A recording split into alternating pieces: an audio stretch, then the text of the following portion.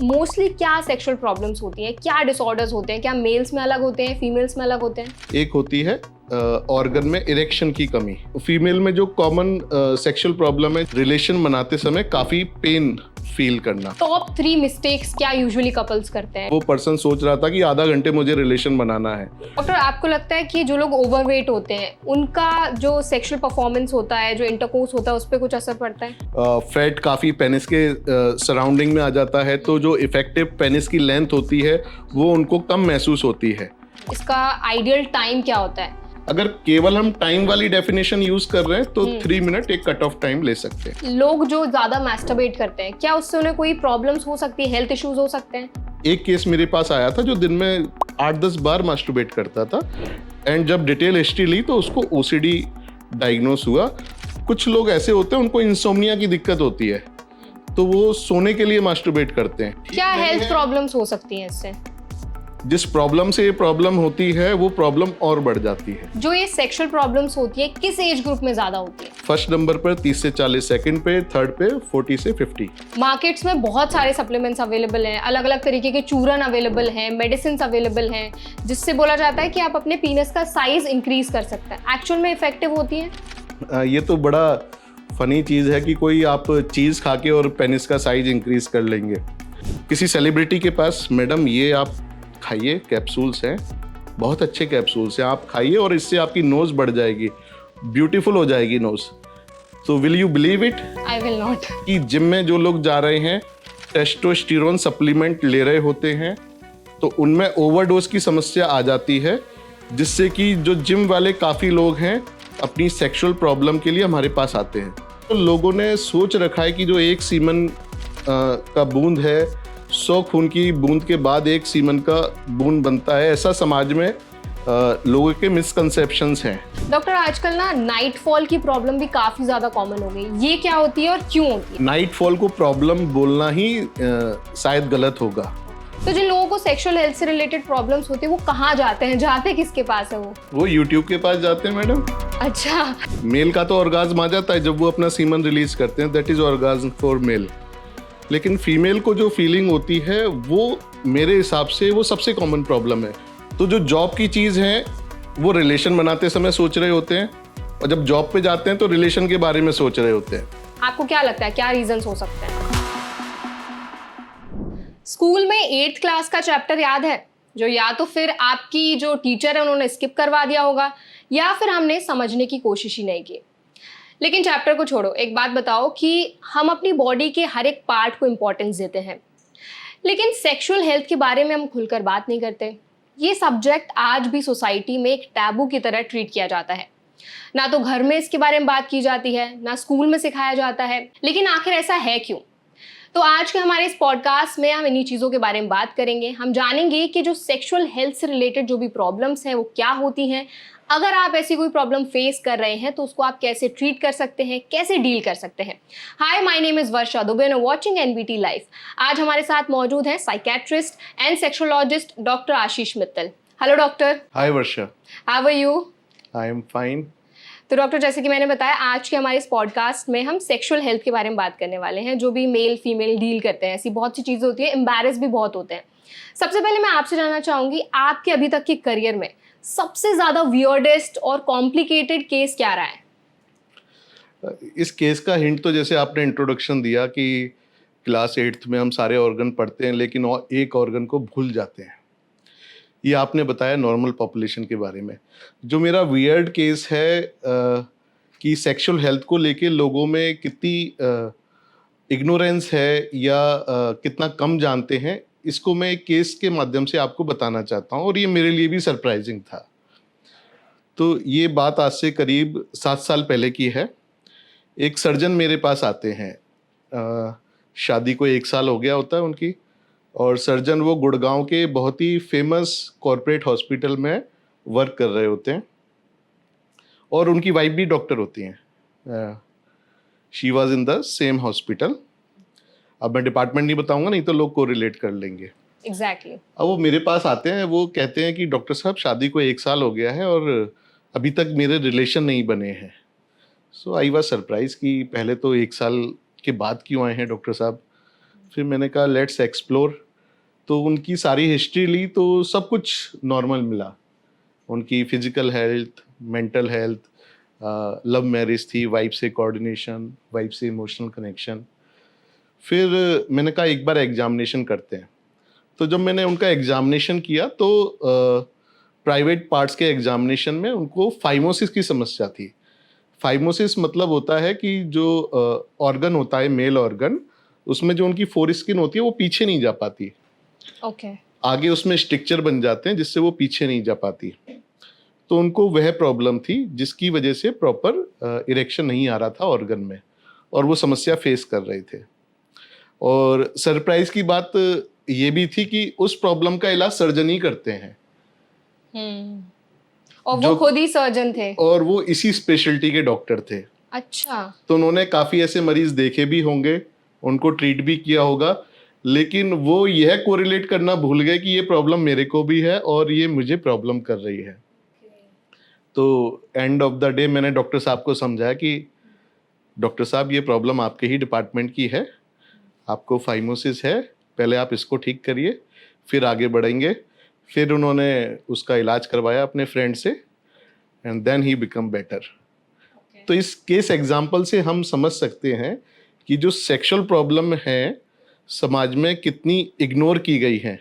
लोग इनके बारे में बात करना नहीं चाहते हैं, और खुद को समस्या होते हुए भी वो कभी दिमाग नहीं लगा पाते कि ये क्यों हो रही है, और काफ़ी बार रीज़न बहुत स्पष्ट होते हैं, अपेरेंट होते हैं। सर, आपको क्या लगता है कि लोग क्यों खुलकर बात नहीं कर पाते? इसके क्या रीजंस हो सकते हैं? सबसे पहली बात, ये जो सेक्सुअल ऑर्गन है इनको काफ़ी छुपाया गया है, या इनको गलत निगाह से देखते हैं, एक स्टिग्मा की तरह से देखते हैं कि इवन सोसाइटी में बात भी करते हैं तो इन प्रॉब्लम्स के बारे में मेंशन किया जाता है गुप्त रोग। जी। कुछ बातें मत करो, किसी से बातें मत करो।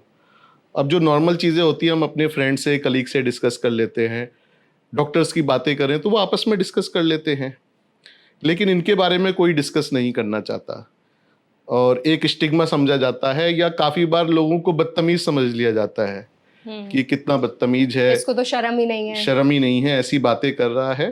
तो ये एक मेजर रीजन है।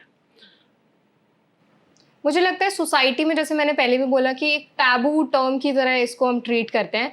ऑल्सो एक चीज़ है कि सर, इस प्रॉब्लम से जो लोग जूझते हैं ना, वो डॉक्टर्स के पास भी नहीं जा पाते हैं, because they feel so embarrassed कि अगर हम इस चीज़ के बारे में डिस्कस करेंगे तो हमें जज किया जाएगा। इसी से रिलेटेड मेरा एक क्वेश्चन है आपसे कि मोस्टली क्या सेक्सुअल प्रॉब्लम्स होती हैं, क्या डिसऑर्डर्स होते हैं, क्या मेल्स में अलग होते हैं, फीमेल्स में अलग होते हैं? यस, जो प्रॉब्लम्स हैं मेल्स में अलग होती हैं एंड फीमेल्स में अलग होती है। अगर मेल की बातें करें तो उनकी जो सबसे कॉमन प्रॉब्लम है जो हम ओपीडी में देखते हैं, एक होती है ऑर्गन में इरेक्शन की कमी, कि रिलेशन बनाने के लिए प्रॉपर इरेक्शन नहीं आ रहा है। दूसरी सबसे कॉमन प्रॉब्लम होती है प्री मैच्योर इजैकुलेशन की, जिसमें कि जब वो रिलेशन बनाने जाते हैं तो जो सीमन है वो जल्दी डिस्चार्ज हो जाता है, या तो रिलेशन स्टार्ट करते समय ही डिस्चार्ज हो जाता है, या कुछ सेकंड में ही डिस्चार्ज हो जाता है। तो ये सबसे कॉमन प्रॉब्लम दिखती है। फीमेल्स की बातें करें तो जो फीमेल पॉपुलेशन है अभी भी ट्रीटमेंट में बहुत कम आती है। ओके। तो अगर हम लोग रेशियो कंपैरिजन करें कि 10 पेशेंट आ रहे हैं अगर मेल पेशेंट, तो एक फीमेल आती है प्रॉब्लम के लिए, और वो भी डायरेक्टली कभी नहीं आती अपनी प्रॉब्लम को लेके। वो किसी और प्रॉब्लम के लिए आ रही होती हैं, या अपने मेल पार्टनर के साथ आ रही होती हैं, और उस समय वो अपनी इस प्रॉब्लम को भी डिस्कस कर लेती हैं। और जबकि मेल पॉपुलेशन की बात करें तो वो काफ़ी बार अपनी सेक्सुअल प्रॉब्लम को लेके ही हमारे पास आते हैं कि डॉक्टर साहब ये प्रॉब्लम है। तो फीमेल में जो कॉमन सेक्सुअल प्रॉब्लम है जिसको वो लेके आते हैं वो है रिलेशन बनाते समय काफ़ी पेन फील करना। दूसरी कॉमन प्रॉब्लम जो फीमेल्स की है वो है कि इच्छा नहीं होना रिलेशन बनाने की। तीसरी बातें करें जो फीमेल्स प्रेजेंट करती हैं, वो है कि उनको ऑर्गाज्म नहीं आ रहा, कि जो एक सुख की अनुभूति होती है मेल और फीमेल जब रिलेशन बनाते हैं, ऑर्गाज्म, मेल का तो ऑर्गाज्म आ जाता है जब वो अपना सीमन रिलीज करते हैं, that is orgasm for male. लेकिन फीमेल को जो फीलिंग होती है वो थर्ड प्रेजेंटिंग प्रॉब्लम है, लेकिन मेरे हिसाब से वो सबसे कॉमन प्रॉब्लम है फीमेल्स की, कि उनको ऑर्गाज्म फील ही नहीं हो रहा। तो इस तरह से हम मेल और फीमेल की प्रॉब्लम को देख सकते हैं। आपको क्या लगता है इन प्रॉब्लम्स के क्या रीजंस हो सकते हैं? अब इन प्रॉब्लम्स के अलग अलग रीजन होते हैं, वो प्रॉब्लम के हिसाब से रीजन हो सकते हैं। ठीक है, जैसे प्रीमेच्योर इजैकुलेशन की हमने बात की थी, उसके क्या रीजंस होते हैं? यस, प्रीमैच्योर इजैकुलेशन, सबसे पहले तो ये समझना है कि प्रीमैच्योर इजैकुलेशन होता क्या है। तो काफ़ी लोगों को तो यही नहीं पता है कि प्रीमैच्योर इजैकुलेशन प्रॉब्लम है क्या। काफ़ी बार, जैसे एग्जांपल मैं बताता हूँ कि एक लड़के की शादी होने वाली थी, तो वो मेरे पास आता है, वो बोलता है कि सर मुझे प्रीमैच्योर इजैकुलेशन की दिक्कत है। मैंने कहा अच्छा, क्या दिक्कत क्या है तुमको? तो he was physically active before marriage also with his girlfriend. तो उसकी लव मैरिज ही होने वाली होती है। तो मैंने उससे पूछा कि आपका रिलेशन पेनिट्रेशन के बाद कितनी देर तक चलता है? तो ही टोल्ड मी कि सर बस 5-10 मिनट चलता है। मैंने कहा अच्छा, कि फिर मैंने उससे पूछा कि आपके हिसाब से कितनी देर चलना चाहिए कि जो आप मुझे दिखाने आए हो? तो बोला सर मैंने अपने दोस्तों से पूछा है, कोई बोलता है 10 मिनट, कोई 15 मिनट, कोई आधा घंटे। तो सर मेरी अभी मैरिज होने वाली है, 5 से 10 मिनट का टाइम है, तो ये बहुत बड़ी प्रॉब्लम हो सकती है मेरे लिए। तो ऐसे केस में सबसे पहले एजुकेशन की ज़रूरत पड़ती है कि सबसे पहले हमें ये जानना है कि प्रीमैच्योर इजैकुलेशन होता क्या है। तो जैसे ये केस हमारे पास आया, तो एक्चुअल में उसको प्रीमैच्योर इजैकुलेशन की समस्या ही नहीं थी। तो सबसे पहले इसमें ये जानना ज़रूरी होगा कि इजैकुलेशन का नॉर्मल टाइम क्या होता है। जी। तो अलग अलग जगह अलग अलग डेफिनेशन दी गई हैं कि प्रीमैच्योर इजैकुलेशन के लिए कट ऑफ टाइम कितना होना चाहिए। कहीं पर 2 मिनट, कहीं पे 3 मिनट, कहीं पे 5 मिनट। तो ऑन एन एवरेज अगर इंडियन पॉपुलेशन में देखें तो 3 मिनट अगर टाइम वाली डेफिनेशन लेते हैं तो। एक डेफिनेशन होती है कि मेल एंड फीमेल के सेटिस्फेक्शन के हिसाब से, कि दोनों partner, male partner and female partner, अगर दोनों सेटिस्फाइड हैं, रिलेशन के बाद दोनों को ऑर्गाज्म हो गया है, चाहे वो 2 मिनट में हुआ हो, चाहे 3 मिनट में या 5 मिनट में, उस कपल के लिए वो डेफिनेशन फिट होती है। तो लोगों को इस तरह की सिंपल एजुकेशन देना भी ज़रूरी होता है, और जो लोगों को नहीं पता है। और जैसे आपने बताया कि इसका आइडियल टाइम क्या होता है, तो क्या टाइम होता है? यही अभी हमने डिस्कस किया कि मेल और फीमेल पार्टनर दोनों सेटिस्फाई हो जाएं, ओके। तो वही आइडियल टाइम होता है। वो 2 मिनट भी हो सकता है, 3 मिनट भी, या 5 मिनट भी। अगर केवल हम टाइम वाली डेफिनेशन यूज कर रहे हैं तो 3 मिनट एक कट ऑफ टाइम ले सकते हैं। ओके डॉक्टर, हम मोस्टली मैस्टरबेशन की बात करते हैं, तो लोग जो ज़्यादा मैस्टरबेट करते हैं, क्या उससे उन्हें कोई प्रॉब्लम्स हो सकती है, हेल्थ इश्यूज हो सकते हैं? ये नॉर्मल है या नहीं है? ओके, अच्छा, पहले आपने पूछा कि ज़्यादा मास्टरबेशन करते हैं। तो जैसे अगर हमारे पास काफ़ी लोग आते हैं मास्टरबेशन की समस्या लेके कि सर मैं बहुत ज़्यादा मास्टरबेट करता हूँ, तो सबसे पहले हम उनसे पूछते हैं कि आप कितना मास्टरबेट करते हो जो आपको ज़्यादा लग रहा है। तो बहुत से मरीज होते हैं, वो कहते हैं कि सर मैं महीने में 5-6 बार कर लेता हूँ मास्टरबेट। महीने में 5-6 बार मतलब हफ्ते में 1 या 2 बार मैक्सिमम। तो इसको एक नॉर्मल फिनोमिना समझा जाता है। अगर कोई वीक में 1 से 3 बार भी अगर कोई मास्टरबेट कर रहा है और मैरिड नहीं है, ऑब्वियसली अगर मैरिज हो गई है तो they should be sexually active rather than doing masturbation. तो अगर मैरिड नहीं है, 1 से 3 बार ही मास्टरबेट कर रहे हैं, तो इसको नॉर्मल समझा जाता है। और सेम पेशेंट अगर बोलता है कि डॉक्टर साहब मैं बहुत ज़्यादा मास्टरबेट करता हूँ, दिन में 1 से 3 बार कर रहा हूँ, तो उसको हम एक्सेसिव मास्टरबेशन समझेंगे, कि जिसकी फ्रीक्वेंसी बहुत ज़्यादा है। तो जैसे अगर 10 मरीज आए तो बहुत से लोगों को तो यही नहीं पता है कि ये कुछ फ्रीक्वेंसी में नॉर्मल भी है। तो बहुत से लोग कम ही मास्टरबेट कर रहे होते हैं, 3 से कम बार ही पर वीक मास्टरबेट कर रहे होते हैं। उनको लगता है कि हम ज़्यादा कर रहे हैं, उसमें एजुकेशन काम कर जाती है। और जो लोग इससे ज़्यादा मास्टरबेट कर रहे हैं, उसमें हम कॉज आइडेंटिफाई करते हैं कि क्या कॉज है। तो काफ़ी सारे केसेस में हमने ऐसा देखा है कि जो लोग ज़्यादा स्ट्रेस में होते हैं, एंजाइटी में होते हैं, वो लोग इसको रिलीज करने के लिए ज़्यादा मास्टरबेट कर रहे होते हैं, स्ट्रेस एंजाइटी की वजह से। या एक समस्या होती है ओसीडी, उसमें एक सेक्सुअल ओसीडी भी होती है लोगों को, उसमें उनको सेक्सुअल ऑब्सेशंस काफ़ी आते हैं, थॉट्स चलते रहते हैं सेक्स के, वो नहीं भी सोचना चाहें फिर भी इंट्रूसिव थॉट आते हैं। तो उन लोगों को काफ़ी ज़्यादा मास्टरबेशन की आदत होती है। इवन एक केस मेरे पास आया था जो दिन में 8-10 बार मास्टरबेट करता था, एंड जब डिटेल हिस्ट्री ली तो उसको ओसीडी डायग्नोस हुआ, और फिर हमने ओसीडी को ठीक किया तो उसकी जो मास्टरबेशन की समस्या थी, एक्सेस मास्टरबेशन की, वो अपने आप ही ठीक हो गई उसकी ओसीडी के साथ। और जैसे मैंने बताया, जो स्ट्रेस एंजाइटी के पेशेंट हैं, ऐसे केस में उनकी स्ट्रेस को, एंजाइटी को मैनेज करें तो एक्सेस मास्टरबेशन ठीक हो जाता है। और कुछ लोग ऐसे होते हैं उनको इंसोम्निया की दिक्कत होती है, तो वो सोने के लिए मास्टरबेट करते हैं। अच्छा। कि हाँ, एक उनकी रिचुअल भी बन जाती है, और फिर थोड़ा टायर्डनेस भी फील करते हैं, वो सोने से पहले मास्टरबेट कर लेते हैं तो उनको अच्छी नींद आ जाती है। तो ऐसे लोगों की अगर स्लीप की समस्या को ट्रीट किया जाए तो वो एक्सेस मास्टरबेशन की समस्या ठीक हो जाती है उनकी। बट क्या ये सही होता है करना ऐसे? जैसे मैंने बताया कि अगर आप ज़्यादा कर रहे हैं तो ऑब्वियसली वो ठीक नहीं है। हम्म। ठीक क्या नहीं हेल्थ है। प्रॉब्लम्स हो सकती हैं इससे? हाँ, जो सबसे बड़ी हेल्थ प्रॉब्लम होती है, जिस प्रॉब्लम से ये प्रॉब्लम होती है वो प्रॉब्लम और बढ़ जाती है। जैसे कि सबसे पहले, जैसे मैंने बताया कि एंजाइटी की वजह से लोग ज़्यादा मास्टरबेट करते हैं, तो उन्होंने ज़्यादा मास्टरबेट कर लिया तो फिर उनको दूसरी एंजाइटी हो जाती है कि मैं बहुत ज़्यादा मास्टरबेट कर रहा हूँ, ओह। उस चीज़ की उनको टेंशन हो जाती है। फिर टेंशन से उनको वीकनेस और बढ़ जाती है शरीर में। फिर वो कोरिलेट कर लेते हैं, क्योंकि मैं मास्टरबेट कर रहा हूँ तो इस वजह से मेरे शरीर में वीकनेस आ रही है। फिर भी वो उसको और नहीं रोक पाते, फिर भी करते रहते हैं। फिर वो धीरे धीरे डिप्रेशन की तरफ जाने लग जाते हैं। अच्छा। उनको लगता है कि सबसे बुरा आदमी समाज में मैं ही हूँ, इस प्रॉब्लम को मैं अपनी ठीक नहीं कर पा रहा हूँ, मैं अपनी इंद्रियों पे कंट्रोल नहीं कर पा रहा हूँ और ज़्यादा मास्टरबेट कर रहा हूँ। तो इस तरह से एंजाइटी से शुरू होती है प्रॉब्लम और डिप्रेशन की तरफ चली जाती है। फिर उनको वीकनेस रहना, कंसंट्रेशन कम होना, दूसरी प्रॉब्लम भी चालू हो जाती है। तो इस तरह से प्रॉब्लम और कॉम्प्लिकेट होती चली जाती है। दूसरी चीज़ों में ध्यान नहीं लगना, तो एक तरह से डिप्रेशन के बहुत सारे सिम्टम उनमें आ जाते हैं। वो पर्सन अपना सेल्फ कॉन्फिडेंस भी खोने लग जाता है। और जब ऐसी समस्या आती है तो जो दूसरी सेक्सुअल प्रॉब्लम है, जैसे इरेक्टाइल डिसफंक्शन, तो वहाँ तक ये प्रॉब्लम जा सकती है। ओके।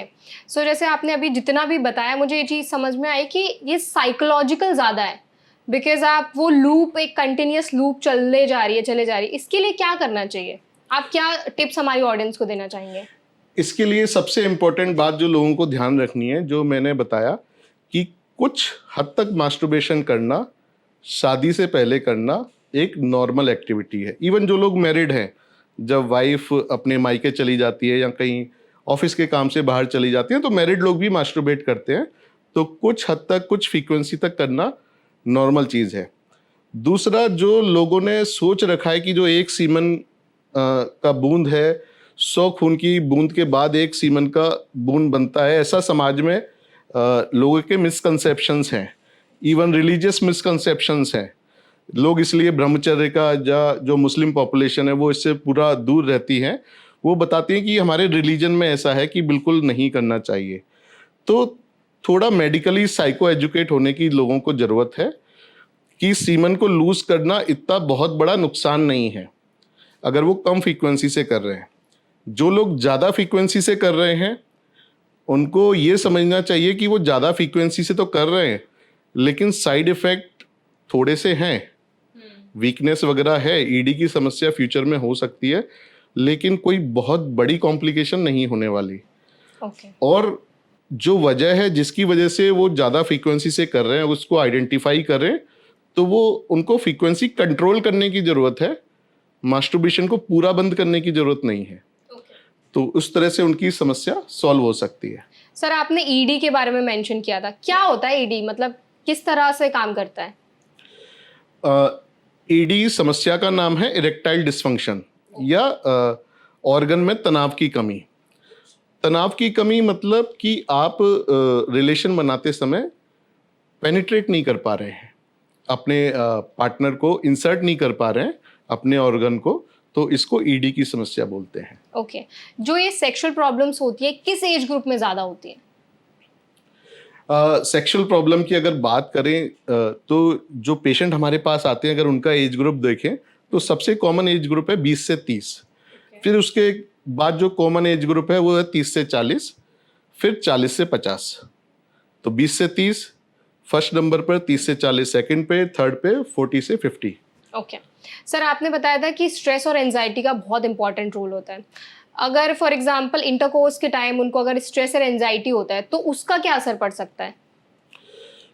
स्ट्रेस एंजाइटी अगर रिलेशन के समय है तो जिसको हम परफॉर्मेंस एंजाइटी भी बोलते हैं, तो सबसे कॉमन समस्या जो देखते हैं वो है प्री मैच्योर इजैकुलेशन की और फिर इरेक्टाइल डिसफंक्शन। और यही सबसे कॉमन समस्याएं हैं ये मेल्स में। Sexual problem, pre mature ejaculation, erectile dysfunction and performance anxiety, ये दोनों ही प्रॉब्लम करती है। ओके और अगर किसी को for example pre mature ejaculation की प्रॉब्लम बहुत ज़्यादा फ्रिक्वेंटली फेस कर रहे हैं तो उनको क्या करना चाहिए? कुछ ऐसे टिप्स हैं जो वो फॉलो कर सकते हैं? यस, प्री मैच्योर इजैकुलेशन की अगर किसी को समस्या है तो सबसे पहले हमें आइडेंटिफाई करना है कि कोई कॉज तो नहीं है उसकी। जैसे एक तो प्री मैच्योर इजैकुलेशन है कि लोगों का नेचुरल है टाइम जो कि कम है, जिसको हम बोल सकते हैं कि जेनेटिकली या हेरिडिटरी या गॉड गिफ्टेड उनका समस्या है प्री मैच्योर इजैकुलेशन का। दूसरा कॉज जो हो सकता है प्री मैच्योर इजैकुलेशन का, जैसे कि परफॉर्मेंस एंजाइटी, लोगों को काफ़ी स्ट्रेस है, परफॉर्मेंस एंजाइटी है। जैसे मैंने बात करा परफॉर्मेंस एंजाइटी की, तो क्या होता है कि लोग जॉब वगैरह कर रहे हैं आजकल काफ़ी, तो जो जॉब की चीज़ है वो रिलेशन बनाते समय सोच रहे होते हैं और जब जॉब पे जाते हैं तो रिलेशन के बारे में सोच रहे होते हैं। तो ये काफ़ी समाज में उल्टा हो गया है। तो आप जहाँ हो वहाँ का सोचो, तो उससे परफॉर्मेंस एंजाइटी काफ़ी कम हो जाएगी।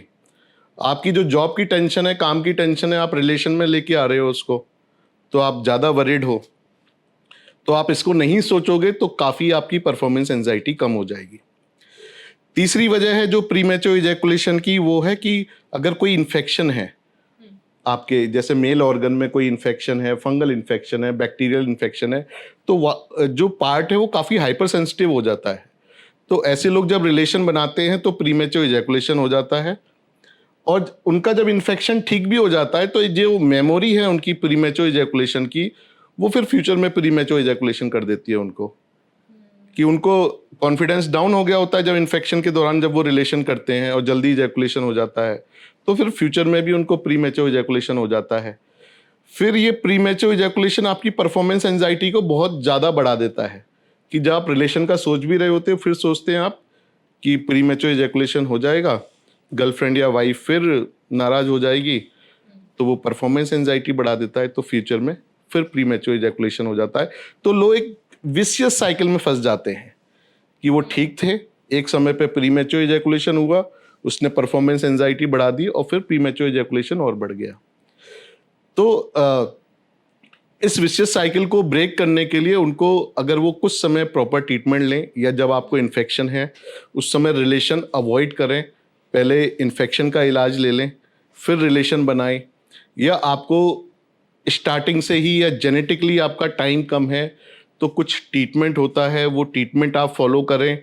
उससे आपका जब कॉन्फिडेंस बढ़ जाए कि हाँ मैं अब रिलेशन लंबे समय बना सकता हूँ, फिर वो ट्रीटमेंट आप बंद कर दें। तो इस तरह से उस प्रॉब्लम को हम डील कर सकते हैं।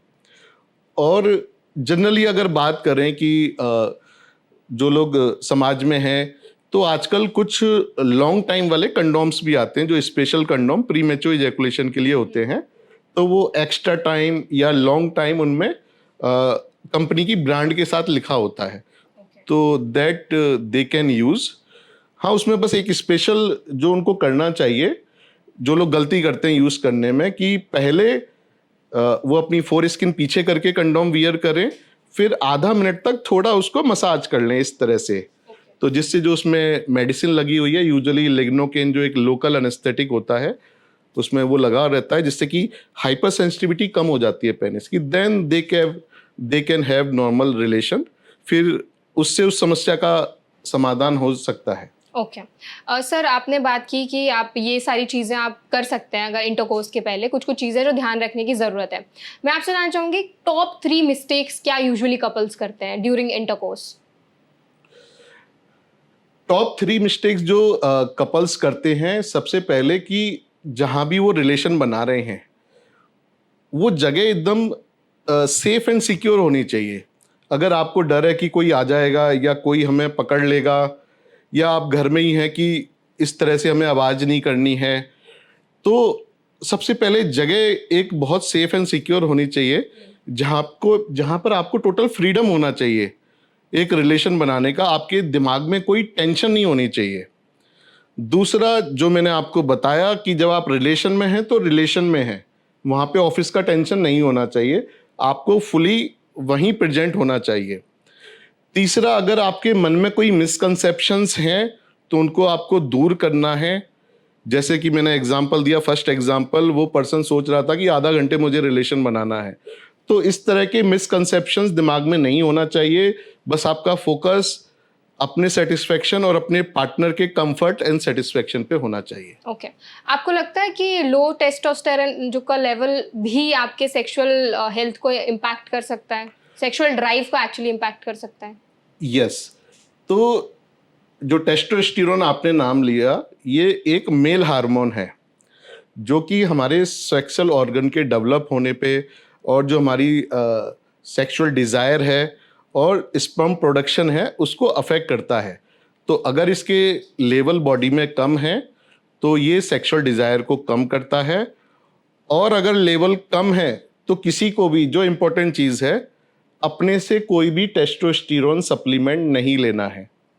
काफ़ी बार लोग ये गलती करते हैं। मैं साइकियाट्रिस्ट हूँ, फिर भी मैं टेस्टोस्टेरोन किसी भी पेशेंट को नहीं देता। अगर कम है तो उनको एंडोक्राइनोलॉजिस्ट से मिलना है। काफ़ी बार हमने ये देखा है कि जिम में जो लोग जा रहे हैं टेस्टोस्टेरोन सप्लीमेंट ले रहे होते हैं, तो उनमें ओवरडोज की समस्या आ जाती है, जिससे कि जो जिम वाले काफ़ी लोग हैं अपनी सेक्सुअल प्रॉब्लम के लिए हमारे पास आते हैं, क्योंकि उन्होंने टेस्टोस्टेरोन के सप्लीमेंट यूज़ किए हैं। तो उनको उनसे यूज़ करना बचना चाहिए। या कोई रिक्रिएशन में भी कि मेरी शादी होने वाली है, अब मैं टेस्टोस्टेरोन ले लूँ जिससे कि मैं अच्छा परफॉर्म कर पाऊँ, तो ये गलती किसी को भी नहीं करनी है। ओके आपने सप्लीमेंट्स के बारे में मेंशन किया था। मार्केट्स में बहुत सारे सप्लीमेंट्स अवेलेबल हैं, अलग अलग तरीके के चूरन अवेलेबल हैं, मेडिसिन अवेलेबल हैं, जिससे बोला जाता है कि आप अपने पीनस का साइज इंक्रीज कर सकते हैं। एक्चुअल में इफेक्टिव होती है? ये तो बड़ा फनी चीज़ है कि कोई आप चीज़ खा के और पेनिस का साइज इंक्रीज कर लेंगे। आपने सेलिब्रिटीज़ देखी हैं, कोई अपनी नोज़ की सर्जरी कराता है, किसी का छोटा नोज़ है तो वो बड़ा कर लेता है, तो उसके लिए वो सर्जरी कराते हैं ना। अगर मैं किसी पर्सन के पास जाऊं कि किसी सेलिब्रिटी के पास, मैडम ये आप खाइए, कैप्सूल्स हैं, बहुत अच्छे कैप्सूल्स हैं, आप खाइए और इससे आपकी नोज़ बढ़ जाएगी, ब्यूटीफुल हो जाएगी नोज़, तो will you believe it? I will not. नहीं बिलीव करेंगे ना।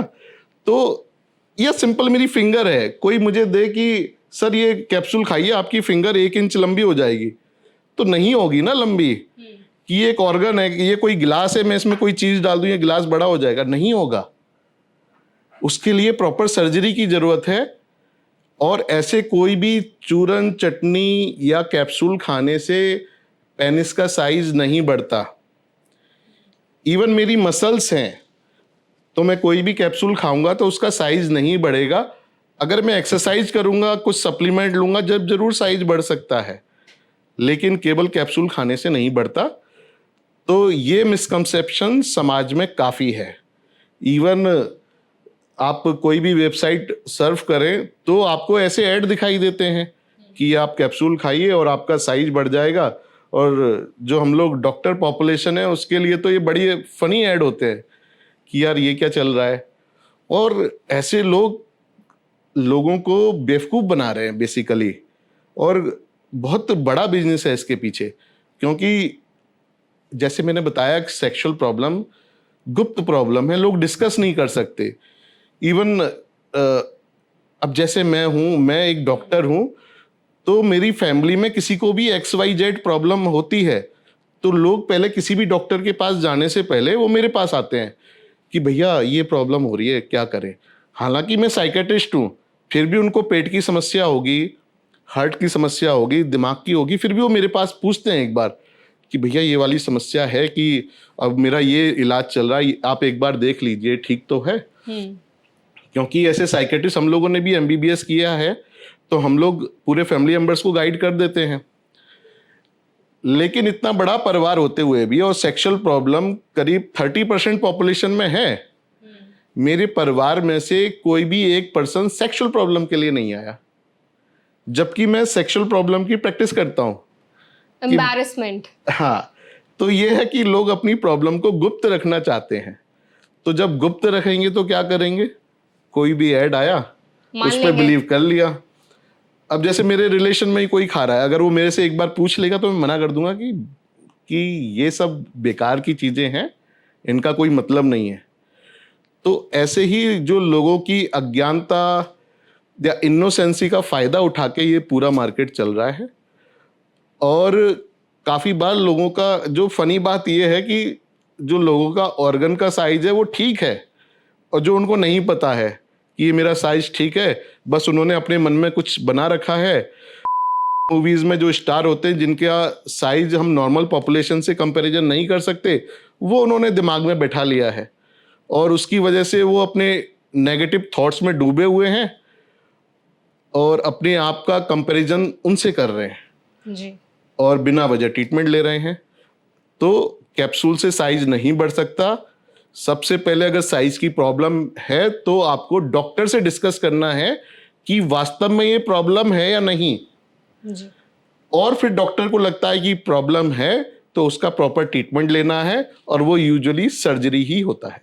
सब पीनस का नॉर्मल साइज क्या होता है? अच्छा, सबसे पहले तो जो पेनिस का साइज ले रहे होते हैं तो केवल इरेक्ट स्टेट में लेते हैं। ओके। जब आपका ऑर्गन फ्लैसिड है, इरेक्ट नहीं है, तो उसका साइज मैटर करता ही नहीं है, चाहे वो आधा इंच हो, 1 इंच हो, क्योंकि अनइरेक्टेड ऑर्गन का केवल फंक्शन है यूरिन करना, तो उस समय साइज मैटर नहीं करता। और इरेक्ट स्टेज में अगर आपका साइज 3-4 इंच है इंडियन सेटअप में, तो दैट इज नॉर्मल साइज।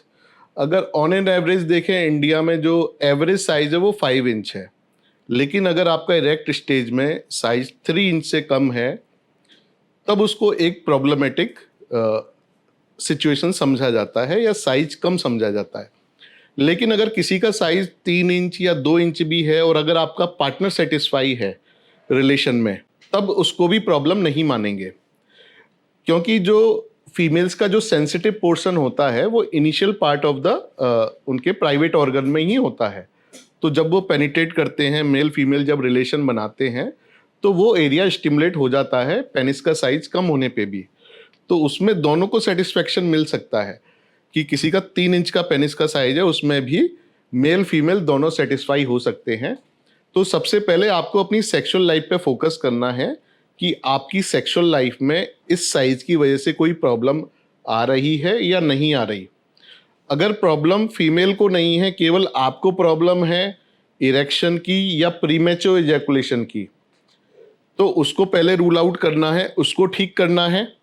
और जब वो प्रॉब्लम ठीक हो जाती है उसके बाद में भी अगर प्रॉब्लम लगता है कि साइज की वजह से, तब साइज पे फोकस करना होता है। जी सर, अगर आप हॉस्पिटल्स की बात करो, मोस्टली हॉस्पिटल्स में आपको डॉक्टर्स अलग अलग चीज़ों के मिलेंगे, लेकिन जो सेक्सुअलॉजिस्ट होते हैं वो बहुत कम होते हैं। तो जिन लोगों को सेक्सुअल हेल्थ से रिलेटेड प्रॉब्लम्स होती है वो कहाँ जाते हैं, जाते किसके पास है? वो यूट्यूब के पास जाते हैं मैडम। अच्छा, तो आपको नहीं लगता कि यूट्यूब पर उनको, यूट्यूब हो या कोई भी प्लेटफॉर्म हो जो सोशल मीडिया, उनको अलग अलग तरीके की इन्फॉर्मेशन मिलती है और वो उनकी हेल्थ पर गलत असर कर सकती है? नहीं, ये जो आंसर था मैंने फनी एक रिप्लाई किया था। बेसिकली हर हॉस्पिटल में डॉक्टर होते हैं जो सेक्सुअल प्रॉब्लम को ठीक करते हैं, लेकिन एक डिपार्टमेंट नहीं बनाया जाता किसी भी हॉस्पिटल में कि ये सेक्सुअल प्रॉब्लम के लिए डिपार्टमेंट है कि आप यहाँ चले जाएं। जैसे कि अगर हम गवर्नमेंट हॉस्पिटल्स की बात करते हैं, तो जो मेनली सेक्सुअल प्रॉब्लम है तो वहाँ पे कुछ क्लिनिक्स चलते हैं, मैरिटल एंड सेक्सुअल क्लिनिक। तो यूजुअली ये क्लिनिक साइकेट्री डिपार्टमेंट के अंदर चलते हैं। तो मैक्सिमम जो भी गवर्नमेंट हॉस्पिटल्स हैं, क्योंकि वहाँ से ही मेन डॉक्टर्स बनते हैं, जो मेडिकल कॉलेजेस होते हैं, फिर वो डिफरेंट पार्ट्स में जाते हैं। तो जो मेरी लर्निंग है, मैरिटल एंड सेक्सुअल क्लिनिक पहले बहुत सारे साइकेट्री डिपार्टमेंट में चल रहे थे, और जो भी बड़े बड़े हॉस्पिटल का आप नाम लें, एम्स का, पीजीआई का, आप आपका निम्हांस का नाम लें, तो यहाँ पे मैरिटल एंड सेक्सुअल क्लिनिक चलते थे। लेकिन जब वहाँ से जो साइकेट्रिस्ट बाहर निकल के आते थे तो वो सेक्सुअल डिसऑर्डर की प्रैक्टिस नहीं करते थे, तो इस वजह से ये नाम इतना फेमस नहीं हुआ। अच्छा, दूसरा, marital and sexual disorder clinic government hospital चलाते थे, क्योंकि जब मैरिज में कोई प्रॉब्लम आती है तो सेक्सुअल हेल्थ को अफेक्ट करती है, और जब सेक्सुअल प्रॉब्लम आती है तो मैरिज को अफेक्ट करती है, तो इसीलिए ये प्रॉब्लम साथ साथ चलती हैं। तो साइकेट्रिस्ट इनको हैंडल करने में बड़े ही सफिशिएंट होते हैं, क्योंकि यंग लोगों की अगर बात करें तो साइकोलॉजिकल प्रॉब्लम काफ़ी अफेक्ट करती हैं। तो जो उदासीनता थी साइकेट्रिस्ट में, या एक उनमें जो हीनता की भावना थी, तो आई थिंक इसकी वजह से सेक्सोलॉजिस्ट टर्म बहुत ज़्यादा यूज़ नहीं हुआ हॉस्पिटल में। जो यूरो सर्जन होते हैं वो एंड्रोलॉजिस्ट वर्ड यूज़ करते हैं, थोड़ा ये चीज़ प्रैक्टिस में आई, और इस वजह से थोड़ा स्टिग्मा होने की वजह से सेक्सोलॉजिस्ट टर्म को एकदम खुले में यूज़ नहीं किया गया। जब मैं प्राइवेट प्रैक्टिस में आया 15 साल पहले, तब मैंने अपने प्रिस्क्रिप्शन पैड पे लिखना चालू किया sexologist, psychiatrist, sexologist, de addiction specialist. तब उसके बाद में अब काफ़ी देख रहा हूँ कि काफ़ी लोग खुल के सामने आ रहे हैं, स्पेशली साइकेट्री जो डिपार्टमेंट है वहाँ से लोग, और वो खुलकर सेक्सोलॉजिस्ट लिख रहे हैं और ट्रीट कर रहे हैं लोगों को। अब आपने पूछा कि बड़े हॉस्पिटल में नहीं होते, तो यस, बड़े हॉस्पिटल में सेक्सोलॉजिस्ट करके कोई डिपार्टमेंट नहीं होता। अगर आपको कोई प्रॉब्लम है और आपके डॉक्टर बड़े हॉस्पिटल में बैठते हैं, या आपके पास कोई बड़ा हॉस्पिटल है, तो वहाँ आप साइकेट्रिस्ट को विजिट कर सकते हैं।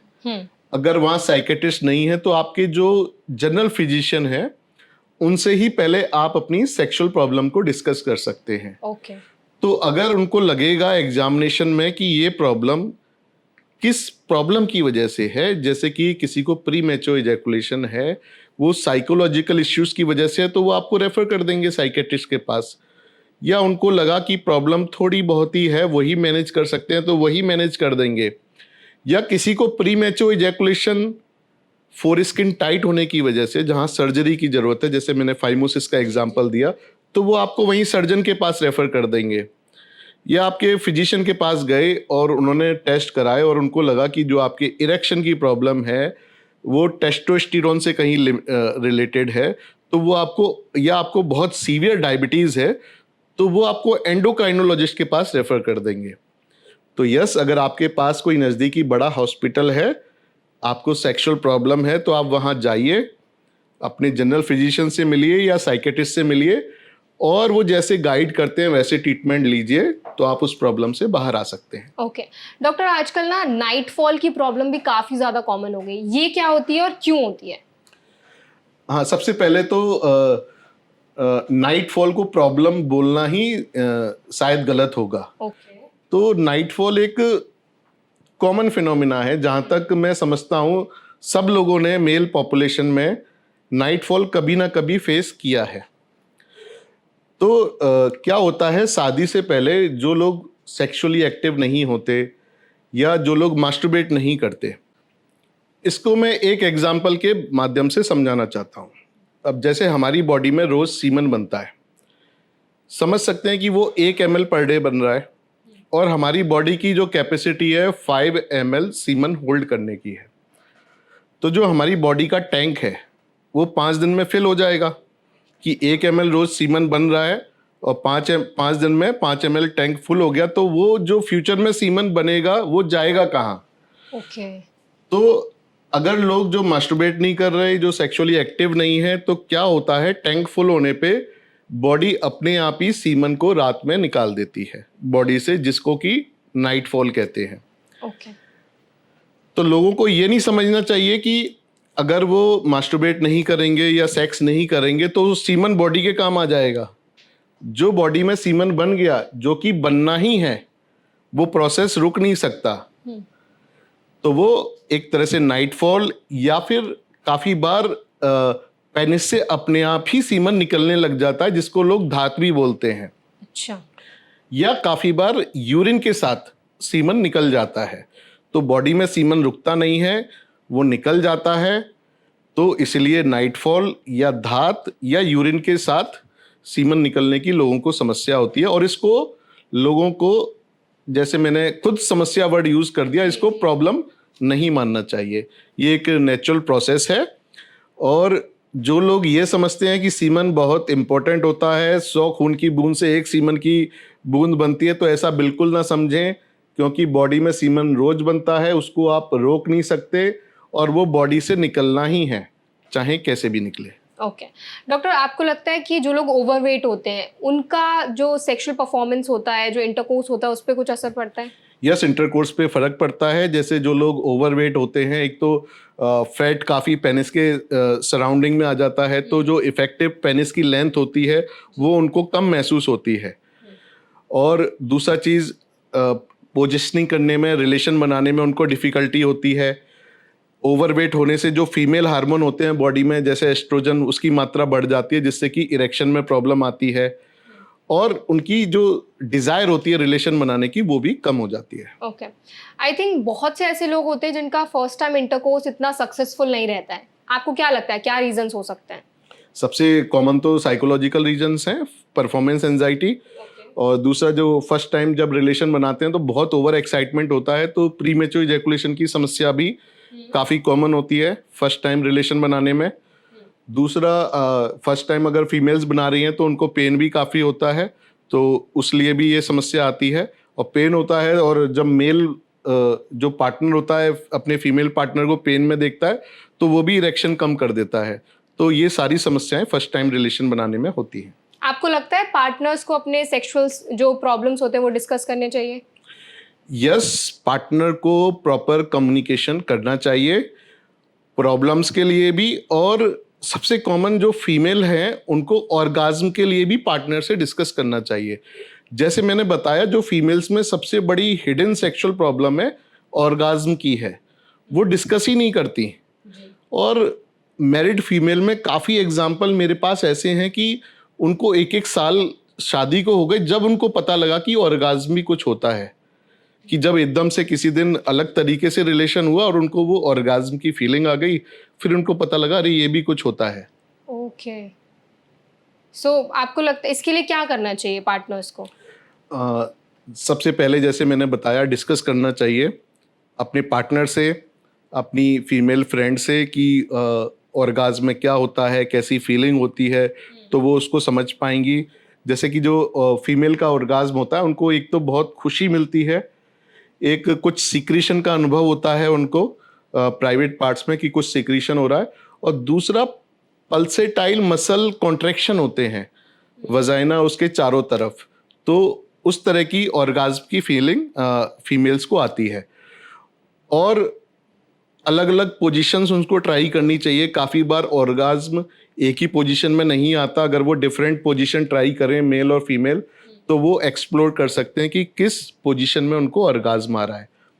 और अगर आपके पार्टनर को प्रीमेच्योर इजैकुलेशन की समस्या है कि जल्दी इजैकुलेशन हो जाता है, तो अगर वो ट्रीटमेंट लें और प्रॉपर पोजीशंस ट्राई करें तो ऑर्गाज्म आ जाता है Okay. फीमेल को। सेक्सुअल प्रॉब्लम से बचने के लिए लाइफस्टाइल में क्या चेंजेस करने ज़रूरी है? सेक्सुअल प्रॉब्लम से बचने के लिए लाइफ स्टाइल में सबसे ज़रूरी है स्ट्रेस एंजाइटी का मैनेजमेंट। परफॉर्मेंस एंजाइटी से बचना है आपको। जो मिसकंसेप्शंस हैं, या तो आप हमारे वीडियो देखिए यूट्यूब पे, या जो अच्छे अच्छे डॉक्टर्स हैं उन्होंने जो वीडियो बना रखे हैं उनको आप देखिए। कोई भी अनऑथराइज पर्सन जो कि क्वालिफाइड नहीं है, क्वैक लोग हैं, उनके वीडियो अवॉइड करिए इंफॉर्मेशन के लिए। जो भी बुक्स अनऑथराइज लोगों ने लिखी हुई हैं उसको इंफॉर्मेशन के लिए अवॉइड करिए। तो काफ़ी सारी मिस इन्फॉर्मेशन से आप बचेंगे, और एक प्रॉपर इन्फॉर्मेशन आपको होगी तो काफ़ी सारी सेक्सुअल प्रॉब्लम से बचा जा सकता है। और सबसे बड़ी चीज़ जो आपको प्रॉब्लम से बचा सकती है वो डेली एक्सरसाइज, कि आप फिट रहिए, फैटी मत रहिए, एडिक्शन से दूर रहिए। तो आप ये सारी चीज़ें फॉलो करेंगे तो काफ़ी हद तक आप सेक्सुअल प्रॉब्लम से बच सकते हैं। ओके, एट लास्ट कोई मैसेज आप हमारी ऑडियंस को देना चाहें ताकि वो इस तरह के जो इश्यूज हैं उनसे अपने आप को बचा सके और उसके बारे में खुलकर बात भी कर सके? तो सबसे इम्पोर्टेंट मैं मैसेज जो लोगों को देना चाहता हूँ कि अगर कपल्स को जिनको सेक्सुअल प्रॉब्लम आ रही है तो वो खुल के सामने आए और अपनी जो सेक्सुअल लाइफ है उसको नज़रअंदाज ना करें। आजकल जो मैं देखता हूँ अपने क्लिनिक्स पे, ये जो सेक्सुअल लाइफ कपल्स की अफेक्ट हो रही है, ये फ्यूचर में बहुत सारी कॉम्प्लिकेशन करती है। ये उनकी सोशल लाइफ में, फैमिली लाइफ में, प्रोफेशनल लाइफ को अफेक्ट करती है कपल्स की। और जहाँ कपल्स में एक हेल्दी सेक्सुअल लाइफ है तो वो सारे एंगल से उनकी लाइफ को एक पॉजिटिव डायरेक्शन में लेके जाती है। उनके बच्चे भी बहुत एक अच्छे एनवायरनमेंट में बड़े होते हैं जहाँ पे कपल्स की सेक्सुअल लाइफ अच्छी है। और दूसरा चीज़, बच्चे तो जब ही आएंगे जब अच्छी सेक्सुअल लाइफ आएगी। तो इसलिए सेक्सुअल लाइफ पे ध्यान देना बहुत ही इम्पोर्टेंट है और इसको इग्नोर नहीं करना है। आप चाहे जितना भी बिजी हों, आपको प्रॉपर रिलेशन बनाने के लिए टाइम निकालना है। छुट्टी लेनी पड़ती है तो छुट्टी लीजिए, बाहर घूमने जाइए। एक अपनी प्रॉपर सेक्सुअल लाइफ कपल्स को रखनी है। कोई प्रॉब्लम आ रही है तो बिल्कुल शर्माना घबराना नहीं है। नज़दीकी अपने जनरल फिजिशियन से या साइकेट्रिस्ट से मिलिए और बेस्ट रहेगा दोनों साथ में जाइए, मेल फीमेल, अकेले मत जाइए। उनसे मिलिए और जो मैक्सिमम सेक्सुअल प्रॉब्लम है ट्रीटेबल हैं और काफ़ी बार सॉल्यूशन बड़े सिंपल होते हैं। तो डॉक्टर से मिलिए, उसका समाधान लीजिए, प्रॉपर इलाज लीजिए और वो अगर प्रॉपर समाधान होगा तो आपकी लाइफ काफ़ी बेटर हो जाएगी, एक खुशी आएगी उसमें। बिल्कुल, thank you so much doctor for such an insightful session. I hope जो भी इन्फॉर्मेशन आज आपने हमारी ऑडियंस के साथ शेयर की वो उनको काफ़ी हेल्पफुल लगी होगी। अपना टाइम हमें देने के लिए आपका बहुत बहुत धन्यवाद। धन्यवाद। आई होप आज के सेशन में दी गई जानकारी आपको इन्फॉर्मेटिव लगी होगी। अगर आज का सेशन आपको पसंद आया हो तो वीडियो को लाइक करें, ज़्यादा से ज़्यादा शेयर करें और ऐसी और भी वीडियोस देखने के लिए हमारे चैनल NBT लाइव को सब्सक्राइब करना ना भूलें।